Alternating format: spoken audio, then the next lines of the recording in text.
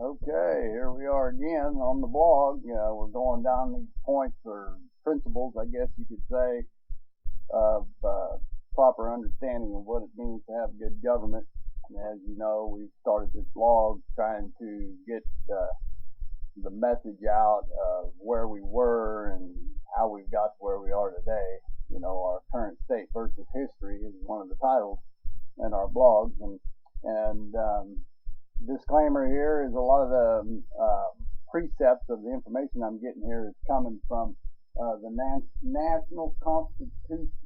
Let me get my glasses on. National Center for Constitutional Studies. I want to make that clear. I'm not plagiarizing any of their material, but this list I'm going down comes from a book that they put out called The 5,000 Year Leap, which I believe should be standard reading for any citizen of the United States, especially in the school systems, or educating the proper understanding of principles, not political bias, but the principles of the freedom of this nation, because it's truly the individual that has to stand up for their position and strength in the place of society in this nation in order to make our government and everything work. And this is what one of the principles that I want to go over today is the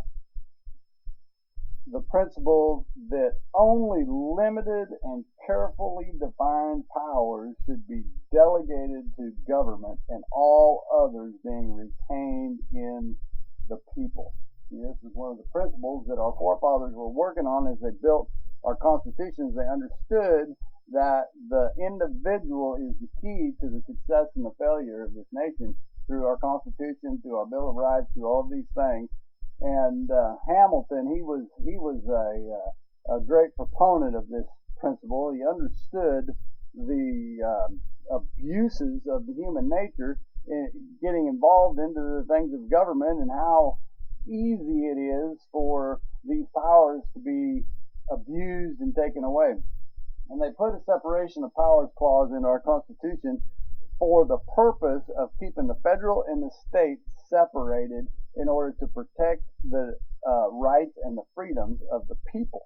See, Hamilton himself, he said that power was the rival for power. In other words, the way you keep people in power in check is you have power to maintain their control of their power, their abuses. And the people have to maintain that position.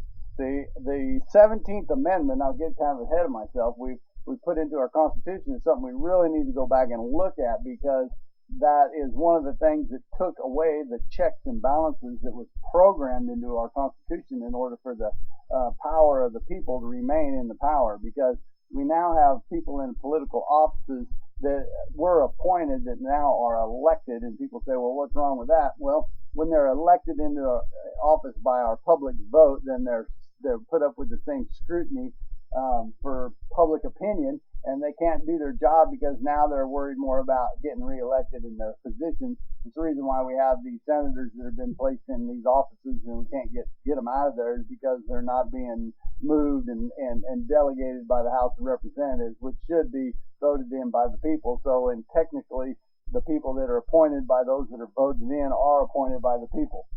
But we've taken that check out by the 17th Amendment, and that's something that, in my opinion, we really need to address and look at in the future. But the main reason for today is the understanding of the separation of these powers is ultimately set up there for the protection of us, the people, to maintain the control in the eyes of the people for our rights and our freedoms not being jeopardized. And we've allowed these things to slip away, because the reason I bring this up is the mindset of the people in the days of the framing of our Constitution was they wanted to be independent. They wanted to be able to live their own lives quiet and peaceable. Isn't that amazing? It tells us in the Bible in 1 Timothy chapter 2, in the first 4 verses, it talks about us praying for the leaders, praying for the King Supreme, praying for those that are in those positions of office. Why? So that we might live quiet and peaceable lives, which is the will of God. See, we ultimately, as individuals, we want to live a life where basically we're left alone. We can do what we need to do to provide for our families and do what we need to live happy lives without the interference in the other people around us being able to do the same thing. That's what makes this country great. That's what's made this country thrive and become the world dominant power that it is today. And if we don't get back to that understanding, I was listening to the Democratic debates the other day, and all of those people up on that platform, all they want to talk about is the things that they can give me, the peon that's not smart enough to take care of his own self. And you know what? I don't need government taking care of me. I don't want the government involved in my health care. I don't want the government involved in anything that it does not need to be involved in. And this is the precept. This is why things are so out of control. Because the reason this country was founded was for the people to be able to get out from under those same governmental controls and dictatorships, and now we're trying to create that right back into it. And how is that happening? Well, we talked a little bit last week about this socialism or the study of social studies and how it's being used to manipulate the masses. And people, we have got to a place where we are being manipulated and we don't even know it. We're looking at these things on the computers. We're looking at these generated information that's being pumped into us. There has been more exposure of bias in the media as far as our news outlets and stuff these last couple of years than ever before. And it's not just in the news, it's in everything that we do. Walmart Corporation, these big box companies, all of them are taking data and they're collecting on our behaviors, our public social behaviors, and where we go, what we do, what we want to do, and they're using that information to manipulate society in the direction that they want us to go. And if we don't wake up, it's the fulfillment of the Word of God saying the blind will be led by the blind into the ditch.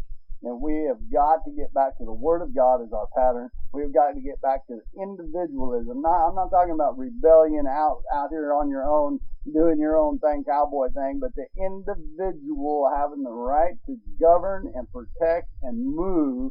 And when we do that as a society, we move together with a common cause, and we have the priority of what's good for the whole behind what we're doing, then we live that quiet, peaceable life.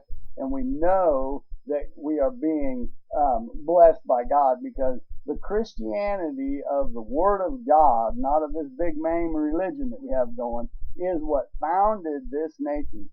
It is what has brought this nation to the place that it is today. And if we don't get back to that as born-again believers, standing up for the Word of God, not denominationalism, not big government, not these big free whatever programs, but for the right to move and to grow. What is it? It says the inalienable rights. What are they? The right to pursue happiness, Our inalienable rights are given to us by God to live independent and free, not dependent and needy, but independent and free. And unfortunately, with that comes hardship. With that comes the things that mold us into Americans.